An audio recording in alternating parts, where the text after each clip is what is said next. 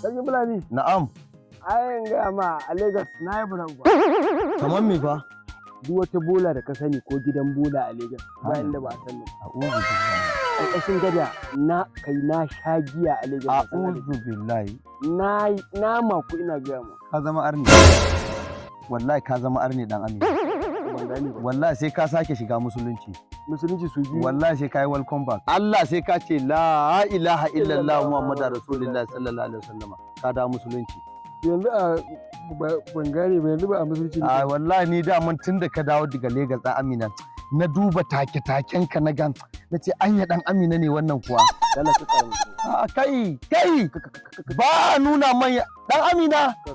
Kai an gaya ma me za ka yi? Zuciya ba ta da kashi dan Amina. Ka iskanci wallahi.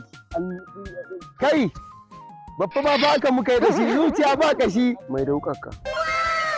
Na fahimci abin da kake nufi. Amma kaga sake mun irin wannan ba. To billahi allazi zuciya ba ta da kashi. Abinda muka yi da babba kenan ya koma gurgu. Haba da Allah. Allah kuwa ba kafa ba hannu. Kai ka san shi. Yau kai ke nuna min hannu?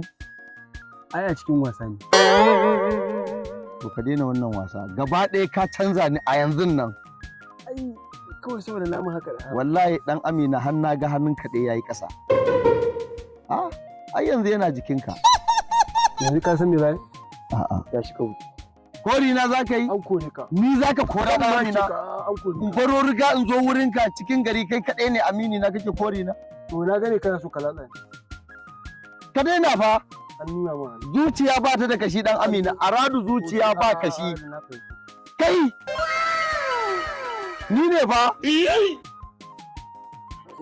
Dan Amina saboda kai abokina ne fa. Wa billahi allazi kai abokina ne.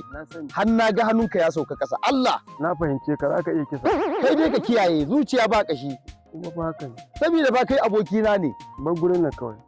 Shikenan na barka. Sai kai ta fama da diyarka. Haka na kare. Wallo sai uwan sa fararen.